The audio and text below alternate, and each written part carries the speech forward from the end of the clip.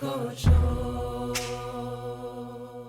to have you here. So just to give you a sense of what we're going to be doing here for the next hour and 10-15 minutes together, this program is divided into 3 parts. The first part, we're going to have about 30 minutes of Rabbi Yitz Greenberg sharing his thoughts and sharing some teaching with us. And then for the second part, we'll move into a facilitated back and forth conversation with Rabbi Lauren Holtzblatt and Rabbi Yitz Greenberg together. And then in the last section, we'll have about 20 minutes for your questions and your answers. We're going to have, after we get over this initial introduction, we're going to turn the chat off for the first and the second part of the program. But I invite you to hold your questions, because when we get to the third part, the question and answer at the end, you'll be invited to bring your questions into the chat, and there'll be a chance to actually be in conversation with Rabbi Holtzblatt and with Rabbi Greenberg. Okay, so that's where we're going. I want to take a minute to welcome our 2 teachers, welcome our 2 scholars today. This year, we were so excited to welcome Rabbi Yitz Greenberg to the faculty of Hadar as our senior scholar in residence. Rabbi Yitz is the president of the J.J. Greenberg Institute for the Advancement of Jewish Life. Over the course of his long and notable career, he served in the rabbinate, notably at the Riverdale Jewish Center in the 1960s. He's also served as professor and chairman of the Department of Jewish Studies of City College in New York in the 70s. And together with Elie Wiesel, he founded Klal, the National Jewish Center for Learning and Leadership, and he served as its president until 1997. Rabbi Yitz has been a champion of pluralistic Jewish learning and intra-faith dialogue of rabbis of every denomination. He has been a pioneer in the development of Holocaust education, and he's written extensively on post-Holocaust Jewish thought, Jewish-Christian relations, pluralism, and the ethics of Jewish power. Rabbi Yitz is right now working on finishing up his latest book, The Triumph of Life, of which our series takes its name, which is forthcoming. And we are so honored to hear selected teachings from this book in anticipation of its publication. And in partnership with Addis, which I just want to say again, so thrilled to be partnering with Addis. Addis is just bringing so much robust learning to this community, and we're really honored to join in partnership with Addis today. We're really excited that Rabbi Yitz will be in conversation today with Rabbi Lauren Holtzblatt. Many of you know her well already and love her, but for those who don't yet, I want to just say a little bit about Rabbi Holtzblatt. Rabbi Holtzblatt serves as co-senior rabbi at Addis, and she was celebrated by the Forward as one of the 32 most inspiring rabbis in the country, which for those of us who are in the Addis community, in the DC community, we very much know that to be personally true. Rabbi Holtzblatt was named one of the Jewish Women's International Women to Watch, and she's a proud senior fellow of the coveted Schusterman Fellowship, a leadership development program for individuals who are committed to growing their leadership in the Jewish community. Rabbi Holtzblatt also serves on the National Board of Avodah and on the Joint Steering Committee of the United Synagogue of Conservative Judaism. Rabbi Holtzblatt also directs the Jewish Mindfulness Center of Washington, and she's the host of her own podcast, Awake, which you should absolutely check out, which focuses on finding the holiness in everyday things and everyday moments that are happening to us all of the time. I couldn't be more thrilled to have all of us together in this one Zoom space together, our different communities coming together to do this in partnership together, and to have Rabbi Holtzblatt and Rabbi Greenberg sharing a bit about what it means, the triumph of life. I think at this moment right now, this is the Torah that we need to be hearing. So without further ado, I'm thrilled and honored to turn it over to Rabbi Greenberg to share some of his thoughts and teachings with us.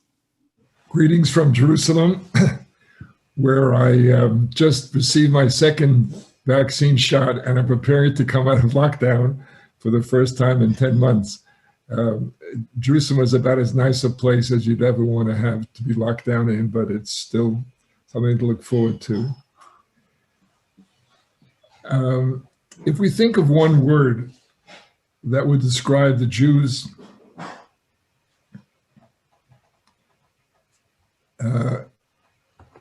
if we describe one word that would describe the Jews or Judaism or their impact on the world and on world civilization, I guess the one word that comes to mind most is God, or monotheism.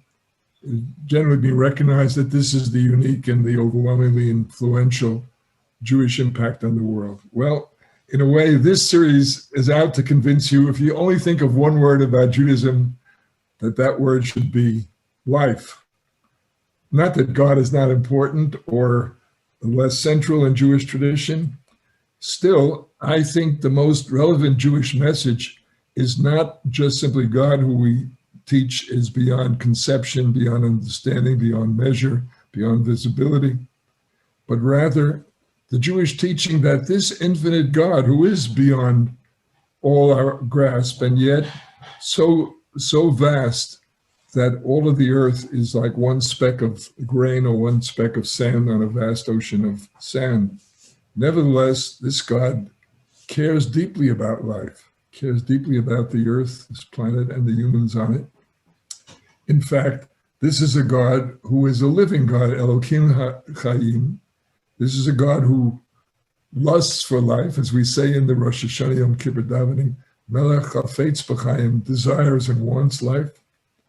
This is a God who considers life the most important and sacred thing in the universe, as exemplified by the fact in Isaiah's words that when God created the world, Lo Tohu V'ro is not created to be empty and void, Lashevet Yetzirah, to be filled with life. And of course, this is the God who asks us to repair the world, to improve it so that it will contain and sustain the maximum of life in all its dignity. So most of all, God asks us to live our life on the side of life, and I'll come back to that, because we live in a world in which there is a struggle between life and death. And we are asked to join and fight and work on the side of life. So I'd like to share three simple concepts in this brief period that deal with life and the world itself. I start with the first, which starts with creation, as the Torah starts with creation, the first chapter of Genesis. It starts with creation, which means to say that the Jewish teaching is that this world is not random. It's not the product of a blind physical process that has no values, that starts from oblivion and will end in oblivion. On the contrary, the teaching of creation means that this world has a creator God. Equally important, this God has put into creation certain tendencies, certain directions, and certain desired outcomes, because I said it's not a blind process going nowhere. If you look at the creation story, I'm not going to go through it, although it's now on the screen because of a time factor. If you read the first chapter of Bereshit through chapter 2, verse 3, the first primary creation story, you will see that it is a portrait not so much of the world as it first came into being, but as God wants it to be, namely a creation that ends up being a paradise, a Garden of Eden. But if you read the text carefully, you'll see God has put three fundamental rhythms into this creation. You have to look to see them, both in the text and in creation. But if you see them, you will learn not only what are the three fundamental rhythms that the divine has put into life, but how we're supposed to live in relation to those rhythms. I start with the first rhythm, which is the world is moving from chaos. It starts with Tohu Vavohu on day one. The world starts with Tohu Vavohu as a kind of a total void, chaotic, out of shape void. It starts with chaos, but in the course of the 7 days, 6 days of creation plus Shabbat, ends in Shabbat, which is a day of perfect order. It's a day full of life. It's a day where life is in harmony. There's no war, there's no conflict, there's no death, there's no disease. That is, if you will, the divine vision and dream of a world that attains a life-sustaining order at the highest level of paradise. Now, if you would like a more contemporary language, how about the language of contemporary physics? A world that starts with a big bang so violent, so chaotic that literally nothing can exist, no matter, but then goes through radiation era, matter era, and then the matter gradually clumps into galaxies, and from galaxies separates and distinguishes into stars, and from stars spinning off planets, and like ours coming to life itself. So it's a movement from chaos to order is the first rhythm of creation. The second is from non-life to life. If you look carefully at the Torah's creation account, there's no life in the first day. There's no life in the second day. In the third day, there is a limited form of life, namely vegetation, but keep going. In the fourth day, there's still no life. It's only in the fifth and sixth days, at the very tail end of creation, that life appears and, of course, grows and proliferates. If you would like, again, a contemporary version of this, we now know the world is 15 billion years old, approximately, this Earth planet, and that for the first 14 billion years, there was no life. And maybe a billion years ago, the first one-celled simplest life. And since then, we've had an explosion of life, not a one-way street. Explosion followed by extinctions, followed by explosion and growth. But that movement from non-life to life is built into creation. I should take a moment and say, having said the first two rhythms are from chaos to order and from non-life to life, I'm also saying that the Torah would like us to look at the world from a divine perspective. Of course, we are human, very limited. We see it from our perspective, my body, my center, my world.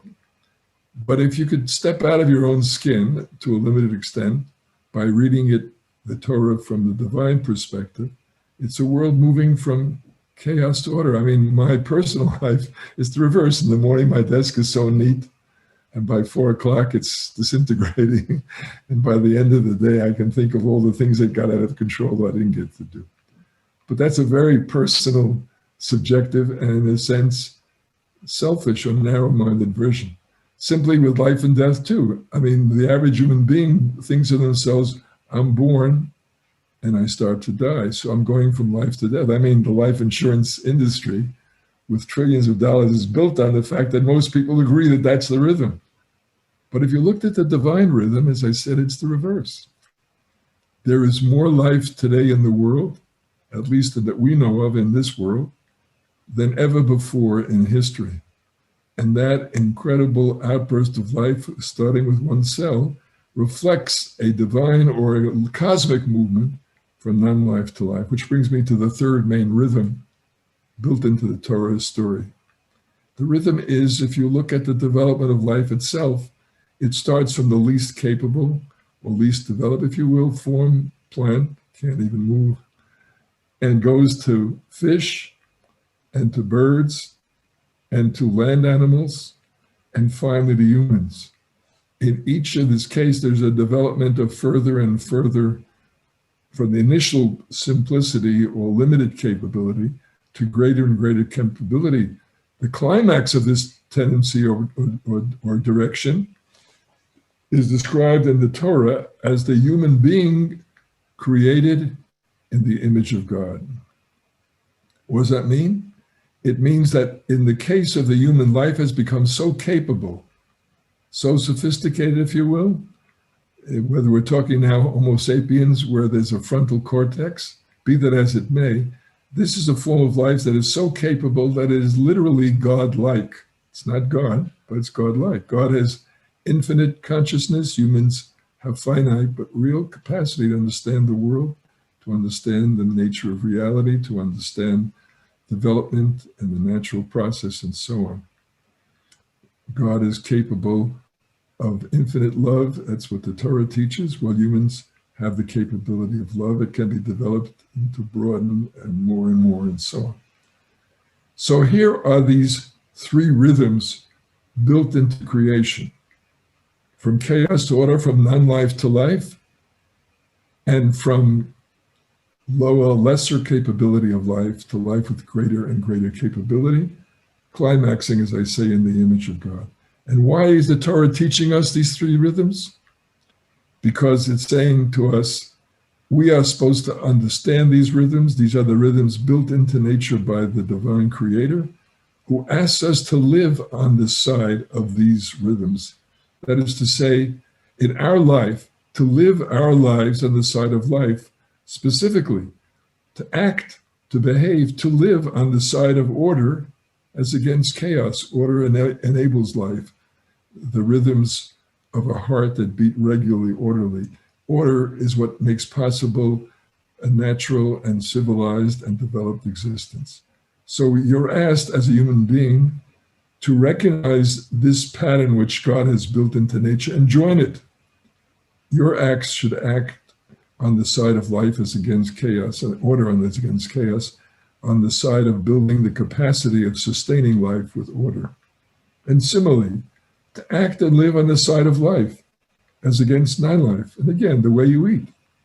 If you don't eat, of course, you die to begin with that, but the way you eat, it can be a form of health, or it can be a form of increasing life, or it can be a form of integrating and disintegrating life. I mean,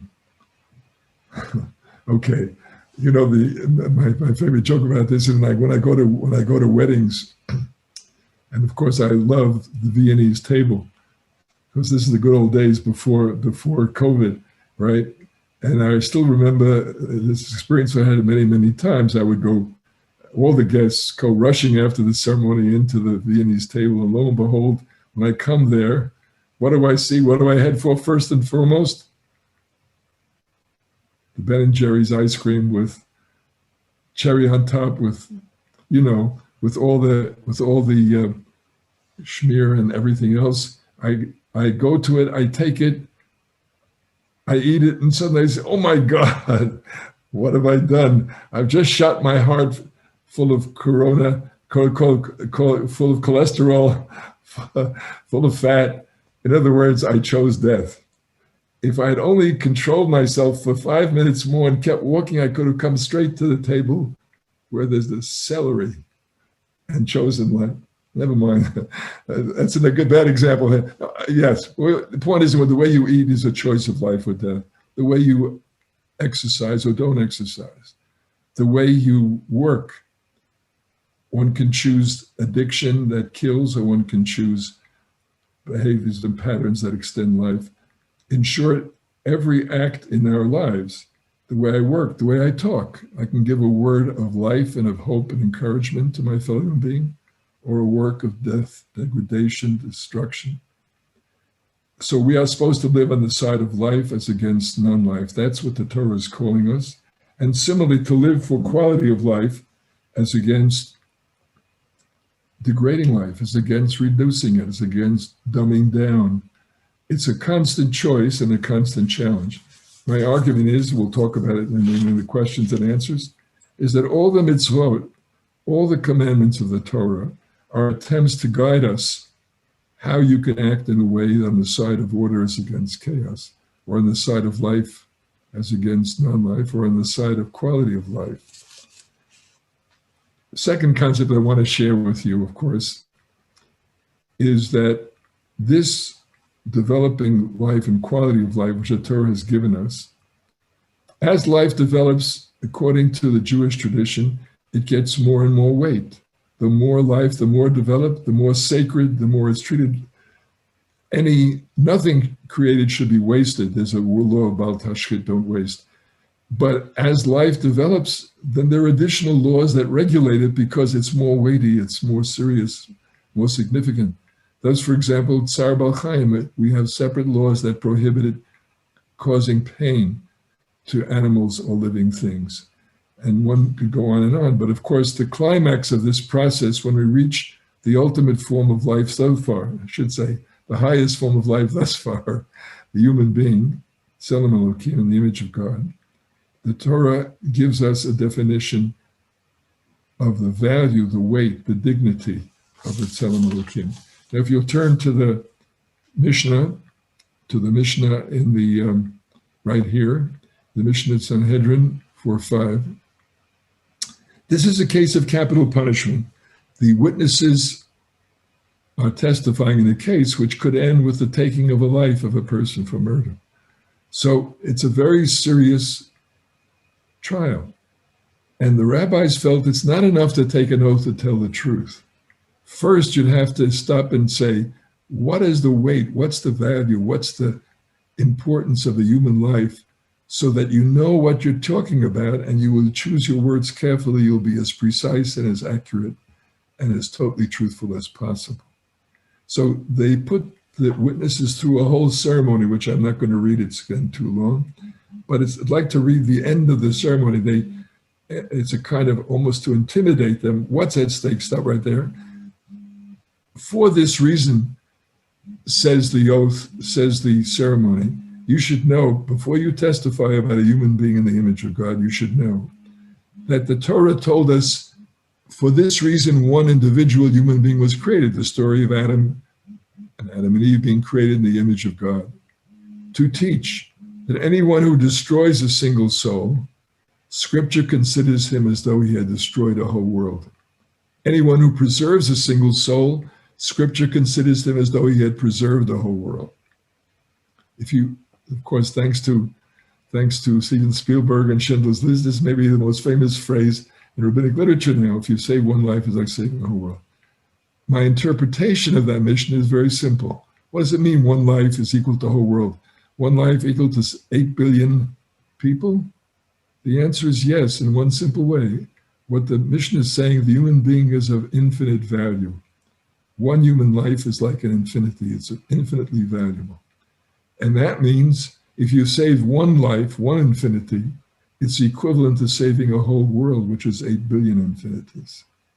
What does it mean to say a human being, Tzelem Elokim, is to be treated as infinite value? Well, the obvious implication. One is it's beyond any amount of money. The Torah will not accept, for example, a payment, a redemption payment if somebody kills somebody else. But it goes much beyond that. It means simply that a life is worth more than any amount of money. That means, again, translating it into social reality, that means no one should ever lack for medical insurance, that they cannot afford to see a doctor and be sick and therefore lose their life. It means that nobody should be so lacking in money that they cannot afford the food to stay alive, or to give shelter that gives life and protection. One could go on and on. But again, just to make the analogy clearer, human being is infinitely valuable. I give you the comparison of an image of man. There's an image of man in public sale. We can get a sense of what they're worth. The most recent example being a Leonardo da Vinci painting, right? Salvador Mundi, was sold for $450 million. Well, if a painting by da Vinci is worth $450 million, how much is a painting, an image created by God worth? The Jewish answer is infinitely more. And again, you may say it's just playing with numbers, but it's not that. What do you think they do with a $450 million painting? They build a special room for it, a special gallery. The room is not too hot and not too cold. It's not too wet and not too dry. Any one of these could affect it. Now compare that to a homeless human being in a winter in Washington, D.C., or New York City, or any city, and the homeless person is lying there splashed by slush as cars drive by. What's the answer? They're not treating him like a Tzelem Elokim, like an image of God. They're treating him like a piece of dirt. And so what the Torah is trying to tell us is that you have to create a world in which people are treated like they're infinitely valuable. And the second and the third dignity, the Mishnah goes on to say, of every human being who is a Tzelem Elokim, because every human is an image of God. Secondly, one human may not say to his fellow, my ancestor was greater than yours. There is peace between people when we all recognize, and of course in that age, status was based on birth. When you realize that we're all the children of Adam, or Adam and Eve, what we're saying is that nobody has superiority, or they're all equal. There is no preferred image of God. God is not white, God is not black. God is not male, God is not female. So the second dignity of being an image of God is whatever color, shape, form, race, religion, sexual orientation, I'm equal. And the third dignity of every Tzelem Elokim, again the Mishnah, to proclaim the greatness of the Holy One, the Blessed.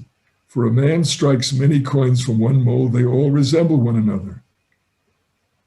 A dollar bill, every dollar bill looks like every other George Washington. A coin, a stamp, they all look alike because images of men can be replicated and duplicated. But The Supreme King of Kings, says the Mishnah, the Holy One, the Blessed, stamped every human in the stamp of the first human being, yet not one of them is like another. In other words, every human being is born with the dignity of uniqueness. In fact, no other human in the world is like me, ever will be like me. That's part of my infinite value. It's part of my equality that I'm so unique. And so what the Torah is trying to tell us is that in the divine perception, the development of life to this level of excellence, capacity, means that every human being should be treated as infinitely valuable, as equal. That means no to racism, no to sexism, no to anti-Semitism, you name it. But we have to point to a world of equality, and finally, that a world of uniqueness. That means rejecting stereotypes. It means seeing the person next to me, even in positive stereotype, but rather as they are, to discover a person as image of God, as against simply a target, as against someone to exploit, as against someone to take advantage of, as someone to put down. No, or even for that matter to put up. Just that it's a central part of getting to know a human being, to recognize their uniqueness. Now, my obvious conclusion from this is that the world you and I live in is not that way. People are not treated like infinitely valuable. There is hunger, there is starvation, there is poverty, there's lack of drinking water, there's lack of adequate shelter. And that's the point. And that will bring me to the third major concept of Judaism. What the Torah says is that this world as it is now, and the society we live in, which is marked by racism or by anti-Semitism or by forms of discrimination, is a world to be repaired. It's a world to be improved. The Torah's dream is literally Tikkun olam. It's the vision of the Torah. It's the prophetic vision of the Messianic days, in which the world will be so repaired and so upgraded that the world will in fact overcome all the enemies of life and enable life to its fullest, highest degree of dignity. Again, I don't have time. How we're going to get to that world is a covenantal challenge. I'll talk about it a little bit next week, and in particular, the last week of the session series, the process of Brit or covenant. It's an idea of a partnership between God and humanity, and between all human beings, in fact, between the generations of humanity, to improve the world, because it doesn't happen overnight, and it can't happen, it shouldn't happen by force or by coercion, but one step at a time. That's what that Brit.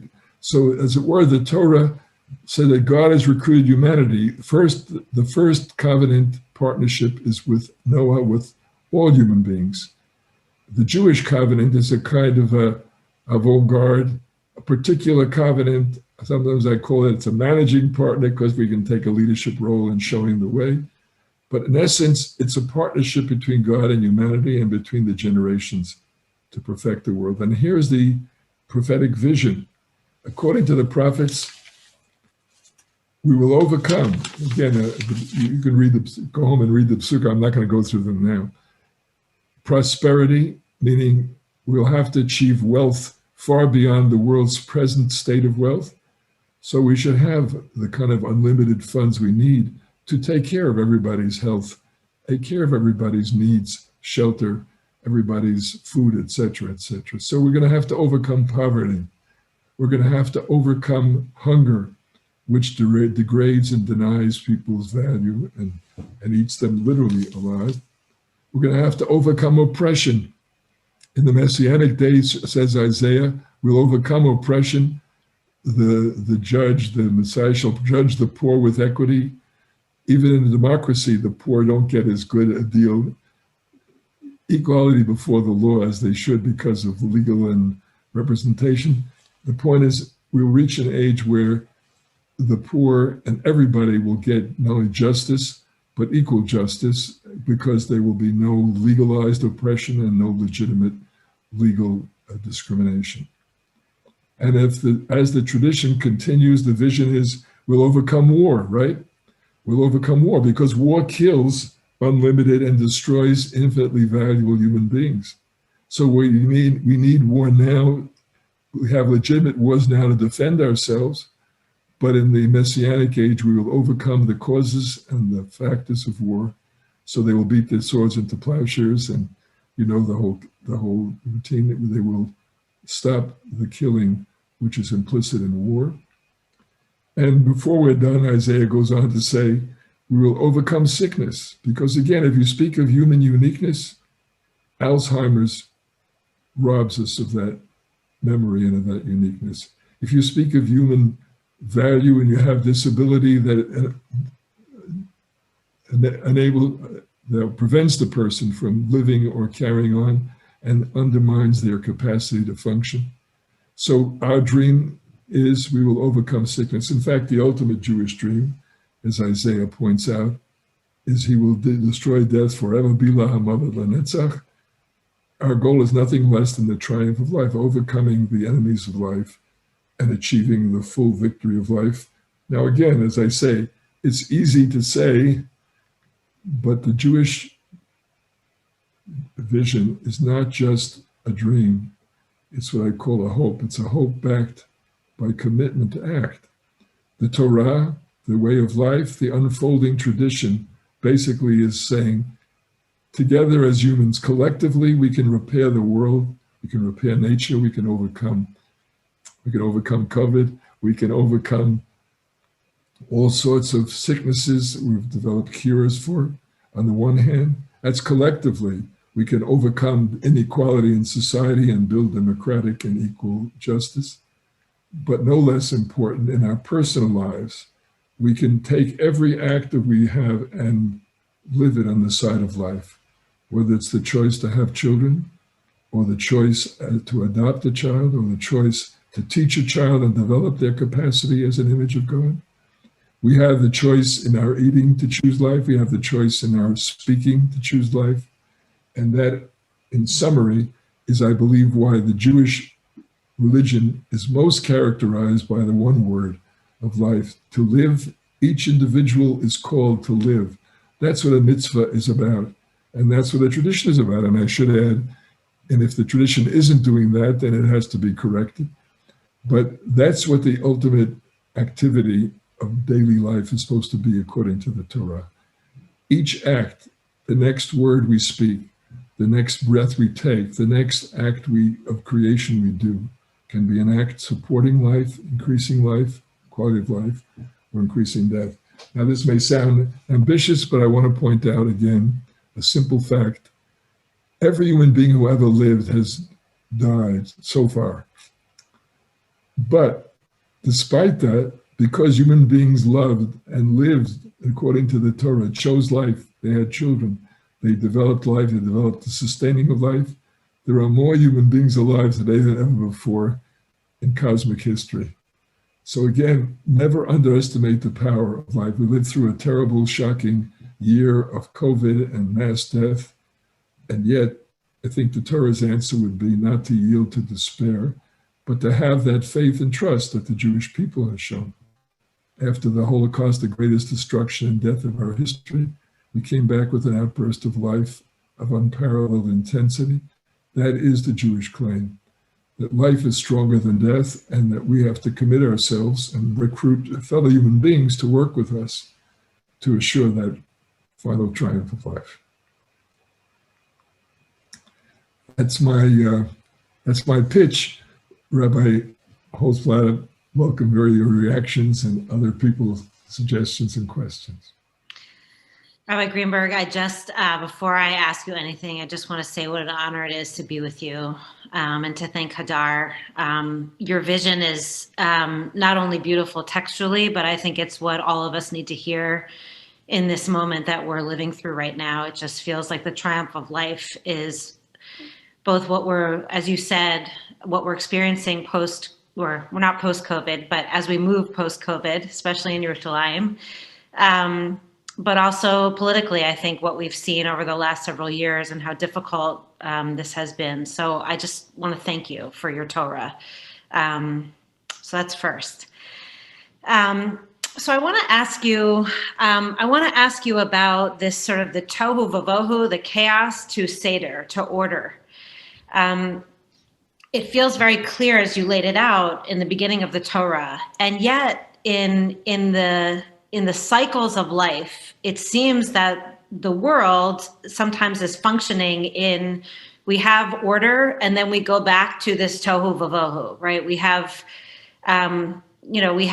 we have disease and then we have vaccines, right? That's sort of a very literal way of thinking about it. But there seems to be cycles of disorder that we continually go through as we live as human beings. And I wondered, as I listened to, it seems that one of the things you're saying is that God is creating a world where we are continually moving more towards order. And I wondered if there's what the function of disorder and reordering is in God's universe, if that actually, the rhythm of that plays some significant role in either how we flex our muscles as human beings, what we're meant to do with that.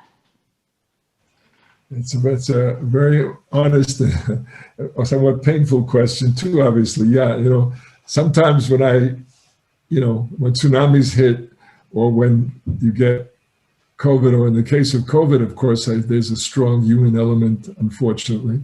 It seems to be, that whatever the original version of how it started, clearly humans in some way disrupted and brought a virus from another species and enabled it to jump to the human side and cause this really mass destruction. So there it's less to blame on nature and more to blame on human irresponsibility. But either way you look at it, there's tremendously powerful, chaotic things. And sometimes when I see it, my first reaction is the fall back on Woody Allen's famous line, which is, God is an underachiever.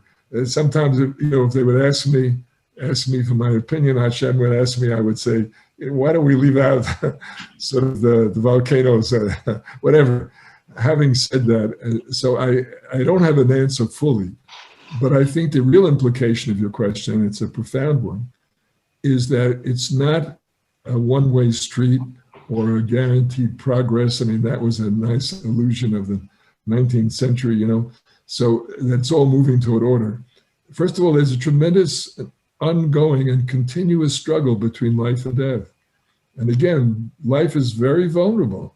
It's more delicate, it's incredible, it's got these wondrous capacities, but it's much more vulnerable and much more weak and easily smashed, easily hurt.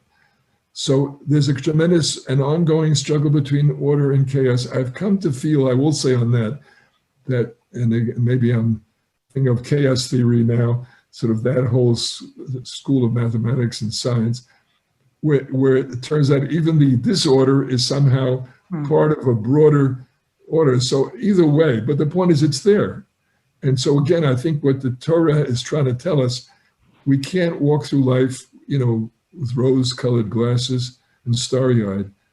It's a really sober calling when you are called to join the force of life, or to called, and as the Jewish people learned it more than anybody else. So, when we took on this mission of teaching the idea or trying to model it in our communities, if anything, we received more intense rejection and more intense persecution.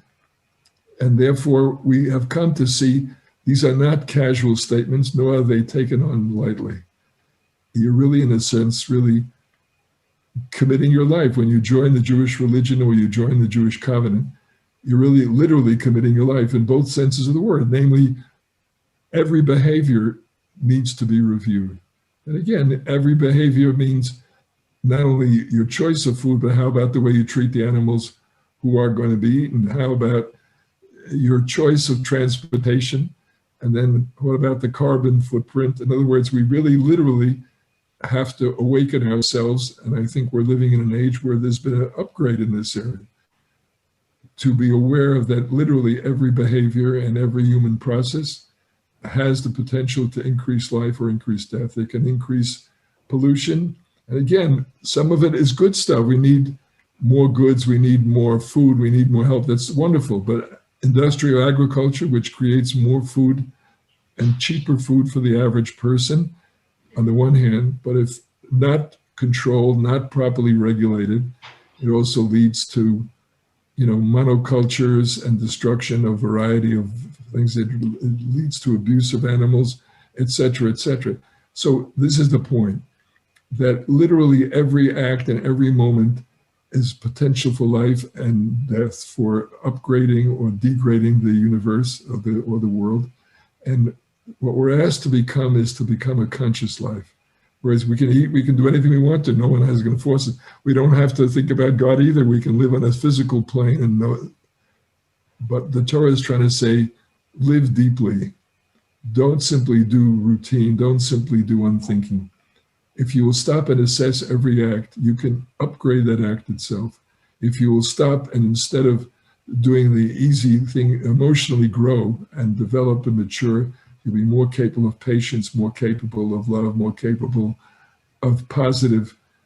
That's our challenge. And know that as you work on this, it's not going to be I never promised you a rose garden. There's going to be outbreaks of crisis, outbreaks of chaos, outbreaks. And as you pointed out, honestly, it's not always from nature.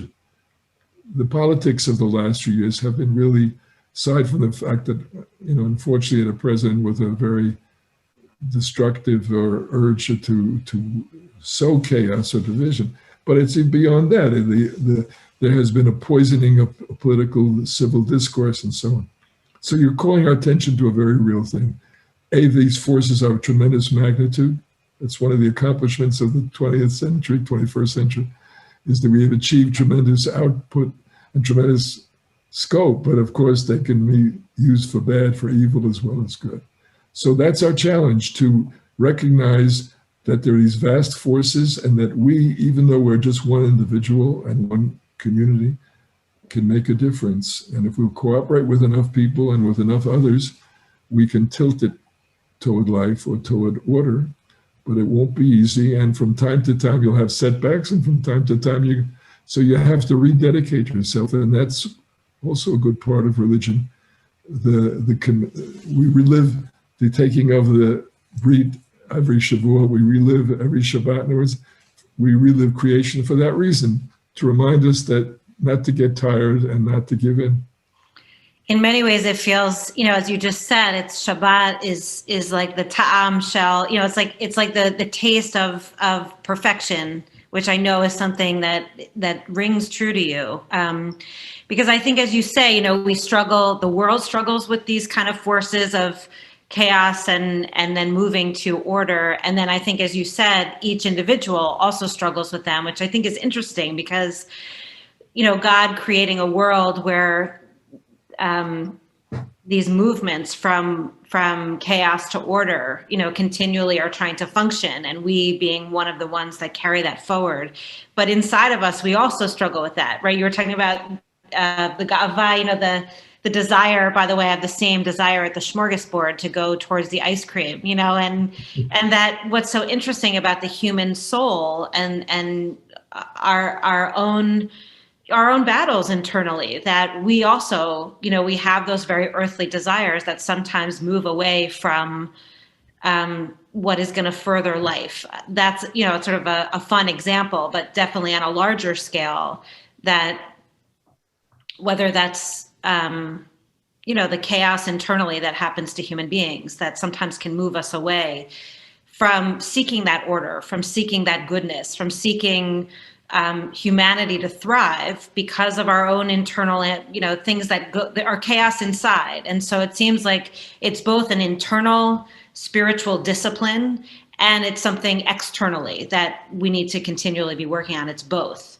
Very well put. Very well put. It's both external and let me say again, if I put in a commercial here, for a shul or for a community, whereas the answer is, again, given this internal as well as external, it helps a lot to go to a place where people share these values, where they'll encourage you, where they'll sustain you, where they will come and visit you when you're mourning and sick, and they will come and share with you and dance with you in times of joy. So yes, the answer is it's a never-ending struggle, both internally and externally, but it helps to not be alone. Now, again, the Torah teaches us we're never alone. Literally, that God is available to share, although it doesn't happen on the surface. You have to dig to dig deep and dive deep. And on the other hand, the Torah is saying you're not alone. The Jewish tradition is saying you're not alone. Join a community, join a synagogue, get help from a rabbi, get help from a friend, get help from people who are seeking the same path.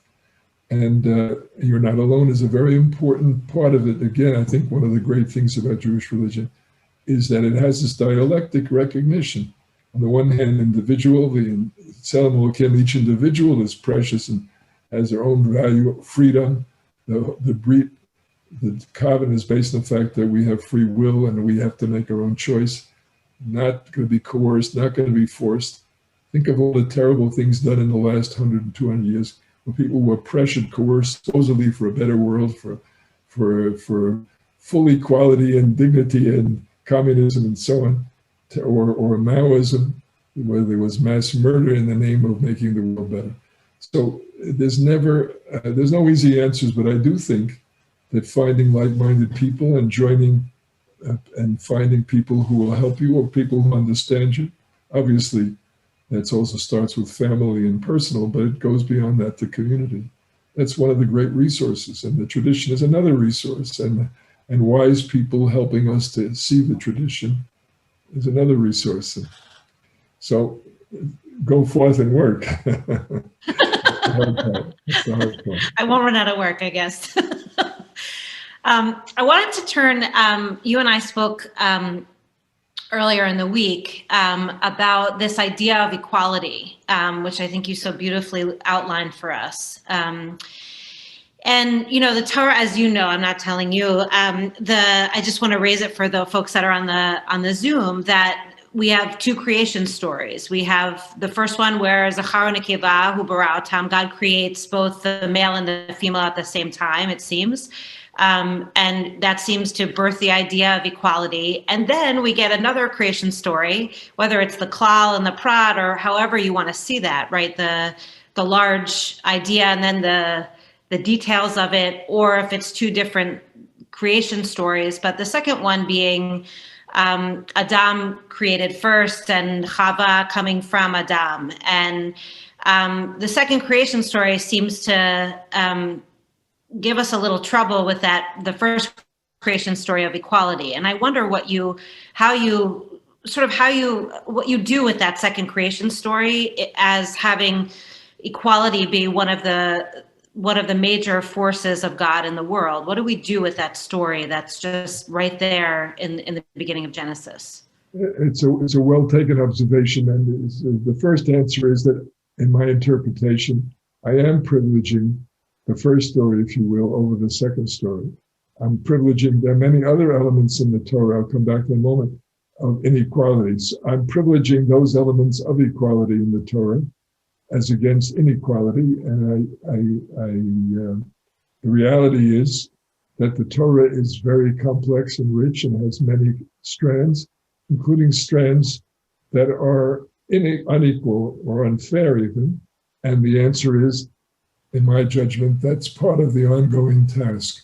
That's part of the ongoing task. So the answer, so I'm privileging chapter 1, particularly right there. It says, when God created everything in the image of God, it says specifically on the image of God, Zachar and Nekeva Abraham, that they're both image of God. Now, what about the second version, or what about the reality, which is that in much of human history to this day, but certainly most of human history completely so, women were second class in every sense of the word. They were bought and sold in ancient times. They didn't have full citizenship, even in democracies, not until the last century, and so on. And frankly, you're a living example that we have made some progress. In other words, the truth is women rabbis, it's less than a century old. Although I just read a story recently about a Kurdish woman 300 years ago. Okay, but as a profession and as a recognized, and again, not fully supported and accepted, certainly not in the Orthodox community yet, fully.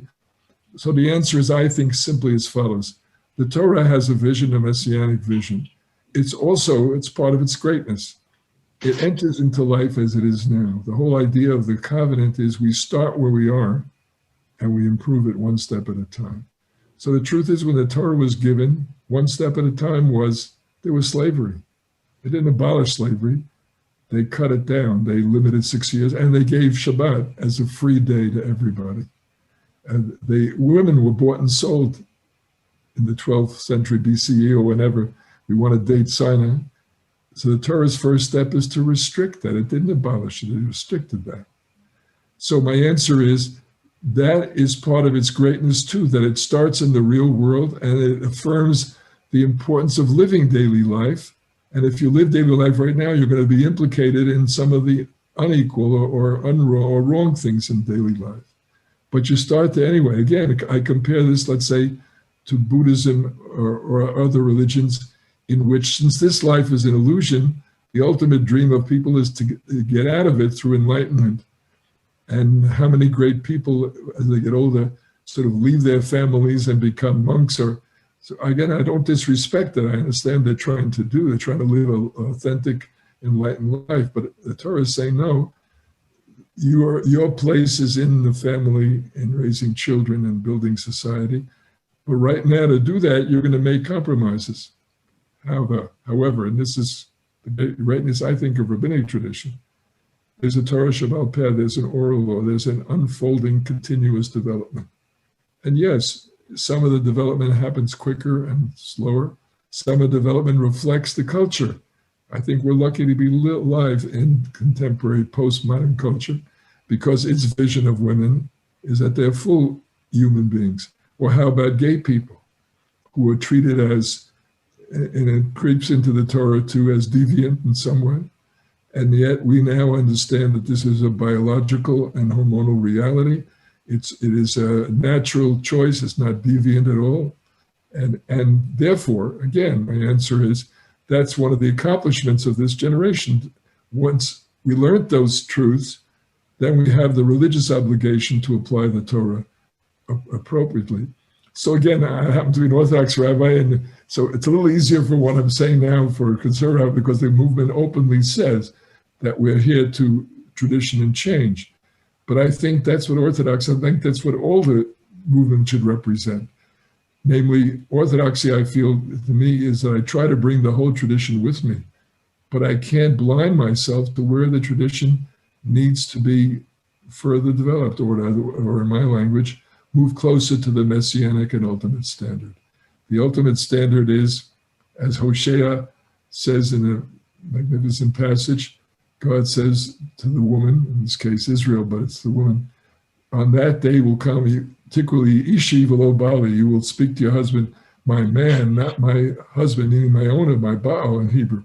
So yes, in other words, the vision of the Messianic age, as in the Garden of Eden, Adam and Eve were equal, and women will achieve the fullness of their dignity and the fullness of recognition. And of course, as we're discovering in this century, when they do that, they will bring new talent and new achievement and new enrichment to all our positions. So again, my answer is this is the unfinished task of Tikkun Olam in all these areas, to deal with the inequalities that have crept in, or that became structurally part of the society and need to be corrected. And again, it's not easy, and it leads many times to backlash. It leads other times to mistakes of overreaching the corrections. And I said we've had revolutionary movements that go out of control and become destructive. Well, again, so the answer is you just keep working at it. And again, that's what about, you mentioned Shabbat, oh God, and my answer is yes. So at least for me, Shabbat has been, my family, my wife and I, has been the moment when in a way you can stop the, again, that the work is very important. I consider it the calling of my life. The Torah starts the Shabbat by saying 6 days you shall work. We have to repair the world. That's a major task. But at least one day, and it spills over to the other days, stop and don't repair, don't destroy, assess, renew, deepen, enter into more relationships, spend more time with yourself, with your family, with your friends, with your thinking. And so, yes, these are all, I think, important helps to work on the central challenge that you're pointing to, which is these are all ways of keeping ourselves and our values at their peak, even as we, and not being burned out, so we renew and we struggle, we mistake, we fall down, we repent on Yom Kippur and we start all over again. But I think that Judaism says that's the ultimate calling. That's really what it's all about. That's what life is really meant to be. It's a beautiful vision, articulated. So I want to go to the chat, as I know there are many people here that want to ask you questions. The first one that I'm seeing that came directly to me. In the beginning of your talk, you joked that humans are the highest form of life so far. Right. And the question is God still creating? Meaning, is God not done yet with creation? I assume that also, is asking about also maybe an ongoing revelation as well.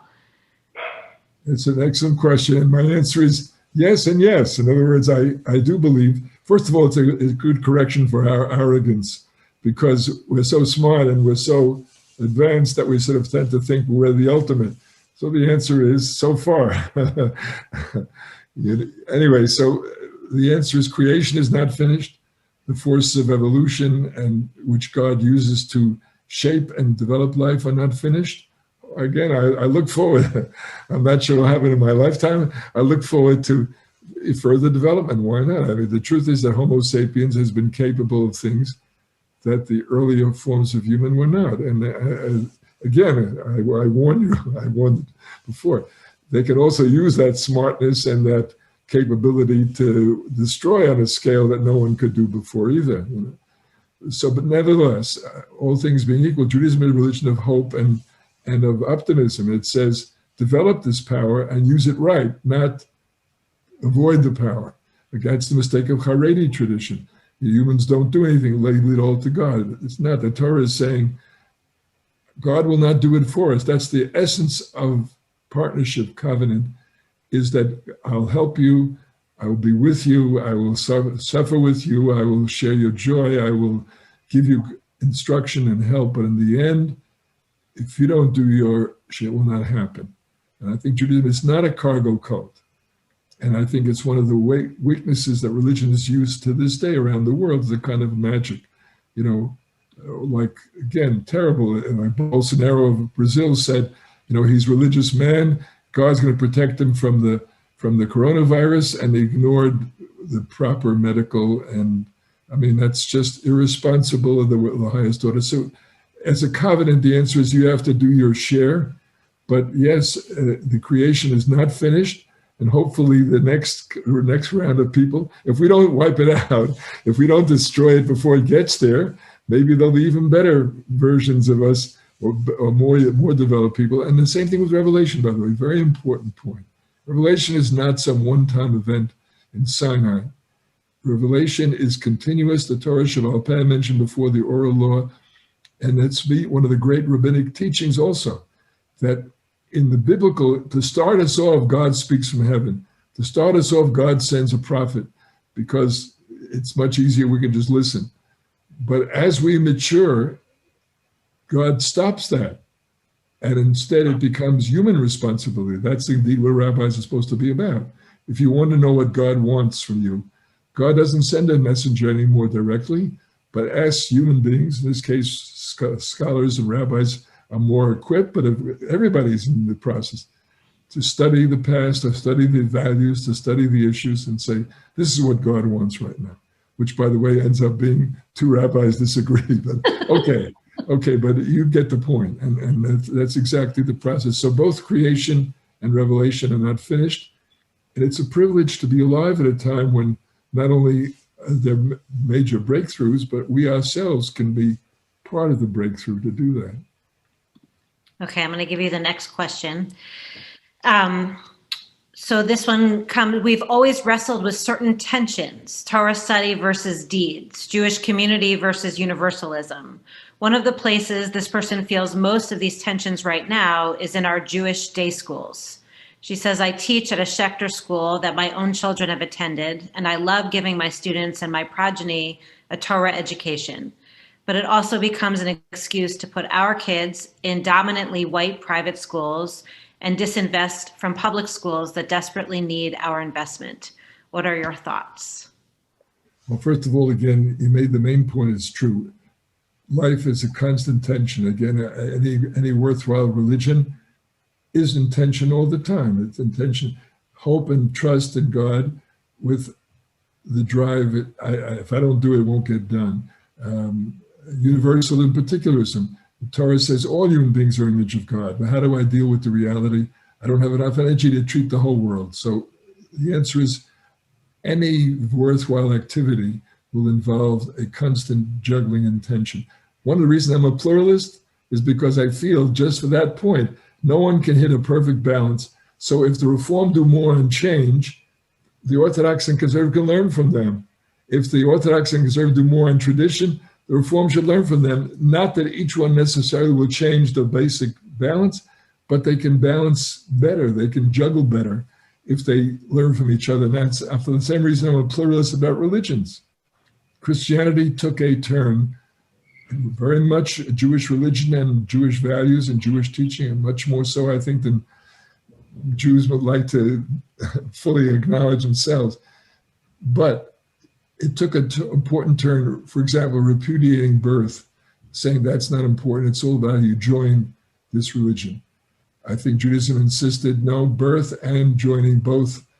So that dialectic of status based on genes and on birth as against choice is, I think, an unending constant tension, and the best way. So Christianity took a much more universalist turn. Judaism maintained a much stronger particularist. So again, if it's pure particularism, it becomes tribalism and destructive. If it's pure universal, it becomes homogenizing and destructive. So the answer is each one has to balance the best they can.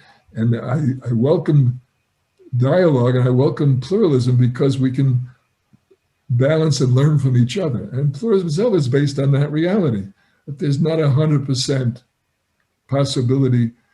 It's always these mixtures that end up with the most constructive. And therefore, given this mixture, you have to allow for multiple mixtures because there's no one single final definitive truth. It's a balance and a mixed truth. So the answer to your question now to come back is the specifics. I think it's legitimate and necessary to pass on the Jewish tradition, to pass on the distinctive values of this religion. And day school is one of the most effective ways of doing that. Now, I can't dance in all the weddings. Yes, so as a result, my child or my investment will not be in the public school, to those who lost. But again, there are millions of other people who are going the other way. They're not going to create a private school, and they're not going to. So my answer is they make choices between the whole diversity of choices. We have a much more, I think, a much more fluid and a much more pluralistic and constructive society. So the real problem is not the day school, not to be faulted for the fact that the public schools are degraded or poorly run. There has been an underinvestment. There's been the structural racism and discrimination, et cetera, et cetera. So the answer is that I, as a Jew, and I sent my children to day school also, I vote for and support political figures who will increase the investment in public schools. Now, again, I also feel part of my responsibility as a Jew and as a human being is to help overcome the problem of the systematic discrimination or the setting back of African Americans. It needs special. So again, my answer is that your school could run a program with a public school. You can look for other ways where your children can socially mix with non-whites and so on. These are, in other words, by all means, you feel the anxiety, step up that investment, but it's a percentage. And no one person, and I think this, I reject this idea, say I have to deny my own Jewish in order to hold the world should, because it's like the Jewish communists, there's the Sektia in the 1920s and 30s. They were so determined that they bring the universal revolution, everybody would save, that they persecuted and closed down Jewish schools. And they said, if the Jews will disappear, we'll all be equal. Of course they weren't. They ended up discriminating against Jews and a lot of other people. So my answer is there's no reason to sacrifice the legitimate humanity of each people, of each group, of each person. And we have to work both ways. And that includes, there are other schools we don't necessarily, I can't do them, but I have other Jewish friends or other people who worked in private schools. There were private schools as well, or charter schools, or not least important, maybe most important, to increase the investment in public schools. And this is all possible if there's a national will. And, I think one of the things I hear you saying, you'll correct me if I'm wrong, is that also dialectical tension, which happens to be two words that my community knows I love so much. It's a value, I think there's an idea that, it's like that we should feel settled. And of course, I don't want everyone to be walking around with the amount of anxiety that I do. It's a genetic birthright. But I do think it sounds to me like one of the things that you're saying is that there is a religious value in having dialectic tension, that idea of being a day school teacher and worrying about the public school and what that takes away from giving education, giving public education our attention. I went through the public school, so I love public schools. But I think that idea of that tension is something we want to have, also not a tension that drives us to insanity or a type of neuroses that is not helpful for us, but feeling that tension is something that actually has religious value. I wonder if you'd say that. Thank you. Absolutely. Absolutely. Again, that's the catch. It's like anxiety. I know when I give a lecture or take an exam, if I'm anxious, I'm going to do well. If I'm totally relaxed, I'm not going to do well. On the other hand, anxiety overwhelms me and I flunk.